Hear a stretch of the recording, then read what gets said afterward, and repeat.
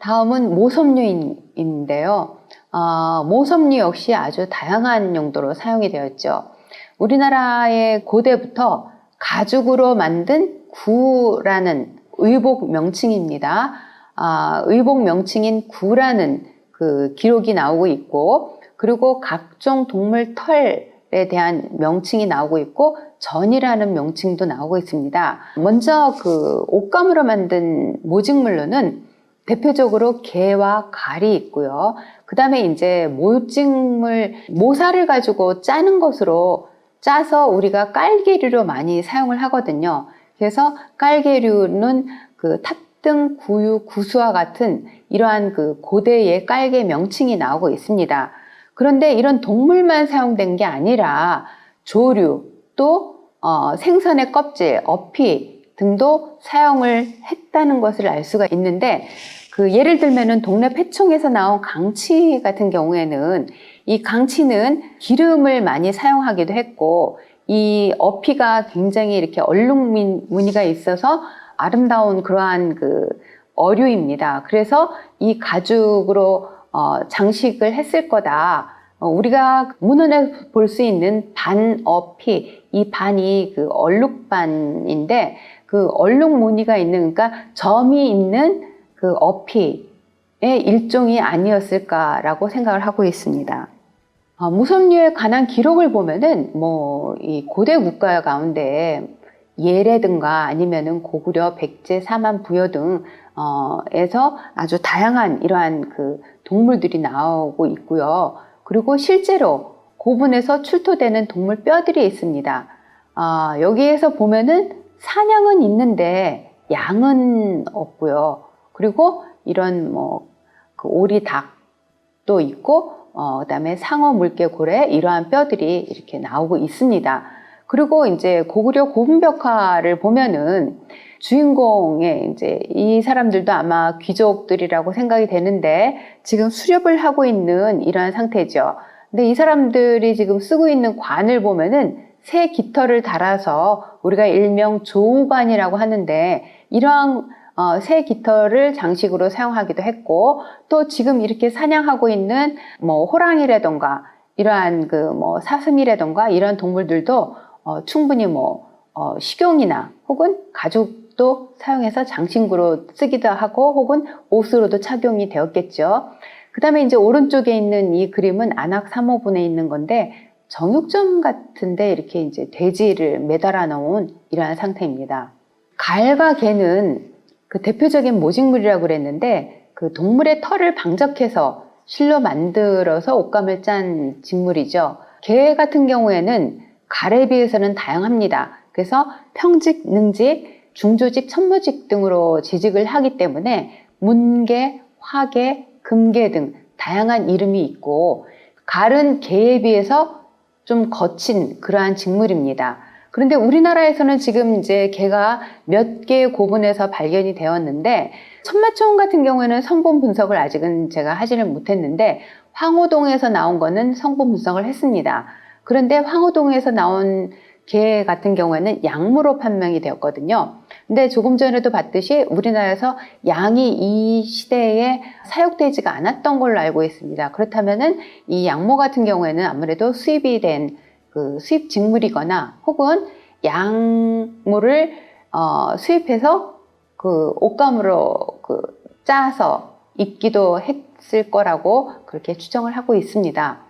그런데 이 개 같은 경우에는 상위 계층에서 사용이 되었는데, 복식뿐만이 아니라 마구를 장식하는 장식용으로 사용이 되어서 그 삼국사기에 보면은 예를 들어서 이제 그 신라의 신분을 육두품, 오두품, 진골, 성골 이렇게 구분을 했는데, 어떠한 계급은 모에 어떠한 직물을 쓰지 말아라 라는 금제령이 있습니다. 거기에 보면은 대부분 개 같은 경우에는 그 상위 계층에서만 사용할 수 있도록 되어 있어요. 그래서 이 개도 고급 직물 가운데 하나라는 것을 우리가 추정할 수 있죠. 그 천마총에서 나온 똑같은 개 직물임에도 불구하고 왼쪽에 거는 치밀하고 열내올 정도로 오른쪽 거는 약간 선 겁니다. 그리고 실 꼬임도 방향이 오른쪽 거는 Z 방향으로, 그러니까 왼쪽으로 꼬여져 있고, 지금 이 사진 같은 경우에는 S 꼬임의 실로 짰고요. 그리고 이 사진의 개 같은 경우에는 왼쪽으로 꼬임을 준 그러한 실로 짠 직물입니다. 실의 꼬임은 우리가 보통 실을 만드는 사람의 그 왼손잡이냐 오른손잡이냐에 따라서 구분을 하기도 하고, 지역에 따라서 무명을 오른쪽으로만 많이 꼬기도 하고 어떤 지역은 왼쪽으로 꼬은다, 이러한 설도 있습니다. 그렇기 때문에 이 실 꼬임 같은 경우에도 우리가 그 직물을 구분하는 데 있어 아주 간과해서는 안 될 그러한 특성 가운데 하나라고 할 수가 있겠습니다. 다음은 그 가죽과 모피인데요. 가죽은 동물의 겉을 벗겨서 그것도 우리가 가죽이라고 이야기를 하는데, 현재 우리가 무스탕이라고 하는 거는 가죽의 모피가 그대로 붙어 있는 이러한 상태입니다. 또 모피에서 털만을 제거해서 털만을 사용하는 경우도 있죠. 그래서 털만을 사용하는 경우가 조금 전에 본 직물을 짤 때 그 털을 방적해서 만들기도 하지만, 또 털만을 사용해서 장식으로 사용하는 경우도 있습니다. 고대 고분에서 나오는 것을 보면은 마구나 갑옷에 주로 이렇게 가죽으로 연결을 한 흔적들이 많이 나오는데, 이러한 가죽으로 연결할 끈을 우리가 개라고도 이야기를 합니다. 지금 이 사진을 보면은 천마총에서 나온 직물인데, 이렇게 그 여러 가지 직물들이 굉장히 그 두텁게 그 수착이 되어 있는 이러한 상태인데, 직물 덩어리는 따로 떨어져 있어요. 그리고 여기에 보면은 지금 동물 털이 이렇게 남아 있죠. 정말 성분 분석을 해보고 싶은데 할 수가 없었던 그러한 유물입니다. 그 다음에 이제 지금 이 가운데 사진도 그 천마총의 안욕, 즉 마구용 유물에서 떨어진 그러한 조각인데, 펠트라던가 아니면 가죽, 직물 등 다양한 그 유기물질이 이렇게 겹쳐 있는 이러한 상태입니다. 그리고 오른쪽 거는 지금 길이는 사실은 1.9, 폭은 1.5밖에 안 되는 작은 그러한 유물인데, 이 겉에가 가죽입니다. 그리고 안에는 3배로 분석을 했는데, 그 안에 3배를 이렇게 가늘게 돌돌 말아 놓고, 그리고 위에를 가죽으로 씌우고 그 씌운 틈을 이렇게 실로 감침질을 해서 봉한 이러한 유물인데, 이것도 역시 그 개라고 할 수가 있겠죠. 그래서 어떤 마구에 사용이 되었을 거라고 우리가 추정을 하는데, 이러한 그 가죽끈도 있고, 아니면은 그냥 가죽만을 이렇게 잘게 잘라서 사용한 경우도 있고 합니다. 그 아까부터 지금 제가 그 고대의 마구에 대한 이야기를 계속하고 있는데, 사실은 이 마구를 고대에는 굉장히 치장하는데 공을 많이 들였습니다. 요즘 왜 우리나라뿐만이 아니라 전 세계적으로도 그 자동차 탈 것에 대한 어떠한 인식이 굉장히 높잖아요. 그리고 특히 이제 젊은 층 같은 경우에는 자동차를 꾸미는데 많은 그 돈을 투자하고 있는데, 역시 그 당시에도 상위 계층일수록 말을 아주 예쁘게 혹은 아주 멋있게 많은 돈을 들이면서 그렇게 꾸몄던 그러한 기록이나 혹은 이러한 유물들을 통해서 우리가 알 수가 있습니다. 그 임지영 선생님이라는 고대 또 그 유기물질을 연구하시는 선생님이 아주 재미있는 그러한 그 논문을 발표를 하셨습니다. 연구 논문을. 이 선생님이 이제 판갑을 조사를 하다 보니까 이렇게 판갑의 가장자리에 뭔가 동물 털이 있는 것을 발견을 한 거죠. 그래서 이 흔적을 보니까 동물 털을 뽑아서 가운데 심을 두고 이렇게 털을 가운데 올려가지고 다발로 엮어서 그대로 여기다 사용을 한 것입니다. 굉장히 아주 특이한, 그리고 아주 재미있다고 저는 생각을 하는데, 이렇게 갑옷을 그 동물의 털로 장식을 했는데 사용한 동물털도 아주 다양하게 나타났습니다. 그래서 일부는 사슴이나 담비털도 사용이 되었고요. 그리고 이제 복천동이라는 곳에서는 담비나 여우 같은 그러한 식용목의 동물털, 그리고 혹은 양 또는 염소털도 나왔다고 합니다. 그렇게 다양한 동물의 털만을 가지고 이거를 다발로 엮어서 이렇게 장식으로 또 사용했다는 것이 굉장히 저는 또 획기적인 당시의 일부라고 생각을 합니다. 그 다음에 이제 그 철지 은재 성형 금구인데요. 여러분들이 지금 보시는 이 부분은 실제는 아니고 바깥에 이렇게 별 모양의 금동으로 만든 장신구인데 이것도 역시 마구의 장신구입니다. 이것을 보면은 가죽, 직물, 털, 목질 등 아주 다양한 그러한 유기질을 사용해서 그 위에다가 금구를 장식을 한 거죠. 그래서 말에 얹었을 때에 말의 움직임에 의해서 이렇게 장신구가 막 흔들리지 않도록 그렇게 하는 효과도 있었지 않았을까라고 짐작을 합니다. 네, 그 다음은 전인데, 전은 이제 그 수모 섬유에다가 습기와 열을 가해서 만든 것인데, 일종의 펠트라고 합니다.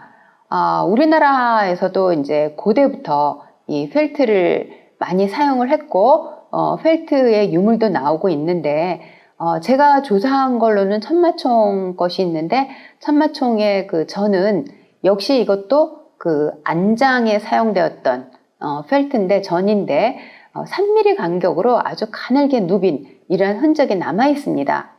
그런데 일본의 그 정창원 쇼쇼잉이라고 하는데 여기는 세계적인 유물 창고죠. 이 정창원에 우리나라 신라 혹은 백제 유물들이 일부 남아 있습니다. 그런데 그 색전 그리고 화전이 남아 있는데 여기에는 화전과 색전 뒤에 이게 누가 어디에서 만들었고 이거를 뭘로 교환하고 싶다라는 포기가 붙어 있습니다. 그야말로 신라의 것을 부정할 수 없는 그러한 정확한 그 포기가 남아 있는데요. 바로 이것입니다. 지금 위에 보이는 것이 그 색전, 그냥 한 가지 색으로만 되어 있는 색전인데 뒤에 보면은 자초랑 택에서 자색의 색전을 한 장 만들었다는 건데 이것을 연물이나 사, 즉 실 또는 면으로 교환을 하고 싶다는 그러한 이야기겠죠. 이런 것이 그대로 남아 있는데 이 자초랑이 바로 신라의 귀족이라고 합니다. 그 다음에 이렇게 무늬가 있는 화전이 또 한 점이 있는데요. 이 뒤에도 역시 김행권 한사가 대가로 화전을 한 장, 연물을 얻을 수 있도록 이러한 글귀가 적혀 있는 포기가 발견이 되었습니다. 다른 것들은 그 포기가 남아있지 않기 때문에 과연 신라의 건지 어디 건지를 구분할 수가 없습니다. 그런데 지금 현재 그 일본 정창원에 전만 최소한 50점 이상이 소장되어 있는 걸로 알고 있습니다. 그 중에는 일부 이 2점 이외에도 또 우리나라의 것으로 추정되는 게 있지 않을까라고 생각을 합니다. 그 다음에 이제 자수와 바느질 기법을 보도록 하겠습니다. 황호동 1호분에서는 백화수피제 관모에 그 금사로 진금수를 한 흔적이 있습니다. 이 진금수 같은 경우에는 지금도 당연히 사용을 하고 있죠. 그런데 이것이 바로 지금 그 백화수피에 남아있는 금사입니다. 뭔가 무늬를 나타냈을 텐데 그 무늬는 알 수가 없고 그리고 그 망과 같은 가는 그러한 직물에다가 이렇게 그 수를 놓은 것입니다. 둥그런 금사를 놓고 이렇게 군데군데 징거었던 이러한 진금사죠. 근데 이러한 그 진금수에 사용된 연금사가 무령왕릉이라던가 다른 고분에서는 백제 능산리에서도 그렇고 많이 나오고 있습니다. 그래서 당시에 진금수뿐만이 아니라 다른 걸로도 둥그런 금사가 사용되지 않았을까라고 한번 추정도 해봅니다.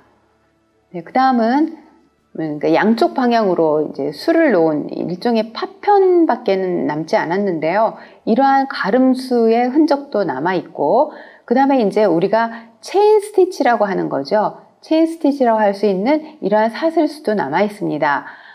이 사슬수 같은 경우에는 지금 요 네 사진은 모두 무령왕릉에서 나온 건데, 이 사슬수는 신라의 고분에서도 나왔고, 그렇습니다. 그래서 그 일반적으로 우리가 사슬수라기보다는 체인 스티치라고 더 많이 쓰는데, 실제로 고대부터 사용이 되었던 이러한 기법이라고 알 수가 있고요. 그 다음에 이제 여기에 보면은 직물에 뭔가 이렇게 굵은 실로 이렇게 스티치를 해가지고 무늬를 나타낸 흔적이 있습니다.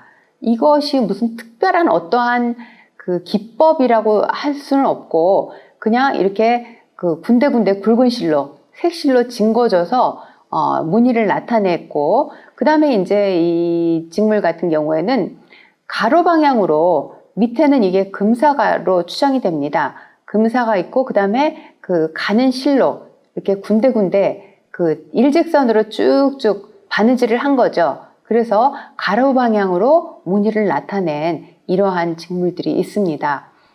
이러한 그 기법들을 보면은 진금수라든가 가름수, 여기에서 나타난 모든 기법이 지금도 사용이 되고 있죠.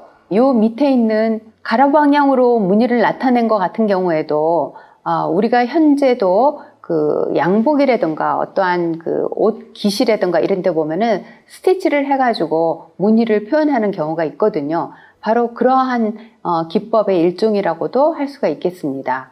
그리고 여기에는 제시를 하질 않았지만 사뜨기를 한 흔적도 있고요. 또 그 버튼홀 스티치라고 변수라고 하는, 즉 그 단축구멍을 내는 데 사용이 된 그러한 기법도 있습니다. 이러한 그 사뜨기 혹은 변수, 이것도 계속적으로 지금 사용이 되고 있는 그러한 기법이죠. 네, 홈질의 기법도 나오고 있고요. 그 다음에 이거는 홈질이라고 확실히 알 수 있는 게 아주 가는 그 철사 같은 거에 그 관태, 그러니까 관모를 만드는 태의 그 흔적입니다. 그래서 앞뒤를 그 볼 수가 있었는데, 이거는 이렇게 지금 군데군데 그 홈질이 되어 있는 상태고요. 그 다음에 이제 이 부분을 보면은 반박음질로 되어 있습니다. 그 다음에 이거는 휘갑치기라고 그래서 그 철태에다가 직물을 씌운 후에 이렇게 그야말로 바늘로 휘갑치는, 우리가 그 휘갑친다고 이렇게 이야기를 하는데, 일종의 감침질 비슷하게 하는 그러한 바느질이죠. 그리고 또 하나 지금 양동리 같은 경우에는 굉장히 시기가 그래도 이른 그러한 그 고분에서 나온 건데, 직물은 그 동모라는 그러한 유물과 같이 나온 직물이라고 합니다. 그런데 분리가 되어서 두께도 잴 수 있는 아주 드문 그러한 사례이고요. 그리고 지금 지금 센티미터를 자를 놓고 같이 찍었는데, 가장자리에 이렇게 감침질을 한 흔적이 있습니다. 그런데 보시다시피 지금 약 2에서 3mm 정도의 간격을 두고 이렇게 감침질을 했는데, 그야말로 가장자리를 얇게 말아가지고 감침질을 한 거죠. 그런데 이러한 그 감침질을 할 때 사용된 실이 여기에 있는 그 삼실을 하나 뽑아서 썼습니다. 그런데 실제로 이렇게 삼실로 이러한 간격으로 바느질을 하는 게 쉽지가 않거든요. 그래서 바느질을 잘 하시는 분도 결국에는 삼실로 이렇게 못하고 비단실로 이렇게 한번 재현을 해본 경우가 있습니다. 그래서 이런 것을 보더라도 당시에 그 바느질 기법도 상당히 다양한 것뿐만이 아니라 그 바느질을 뛰어나게 잘하는 사람도 있었다. 사실 이거 뭐 직물 가장자리 감침질 한 거라고 쉽게 생각할 수 있지만, 실제로 이대로 우리가 재현을 하기에는 좀 어려운 이러한 기법들도 있는 걸 알 수가 있었습니다. 그 다음에 네, 오른쪽에 보면은 별 모양 같은 금동 장식 안쪽으로 보면은 이렇게 대각선, 그러니까 일종의 격자무늬죠. 격자무늬가 나타나는 바느질을 해서 스티치를 해서 이런 격자무늬가 나타나도록 하는 것도 있습니다. 그래서 이러한 격자무늬를 표현을 하고 바느질로 그 위에 군데군데 저러한 금동 장식으로 장식을 하는 거죠. 그래서 아마도 이 실 같은 경우에 이러한 격자무늬를 장식하는 데 사용한 실은 이게 이제 가죽인데 가죽과는 좀 다른 색으로 했을 수도 있지 않을까. 그러면 아무래도 눈에 좀 확 띄어서 장식적인 효과가 더 났을 거다라는 생각도 해봅니다. 네, 그 다음에 이것이 바로 그 천마총의 안장의 안욕에서 사용된 유물인데 저는 요것만 봤습니다. 요것만 봤는데 정말 불과 몇 센치 되지 않는 그러한 그 유물인데 여기가 펠트예요. 전으로 되어 있고 그 다음에 이제 그 안으로 보면은 다른 그 유기질들이 여러 층이 있습니다.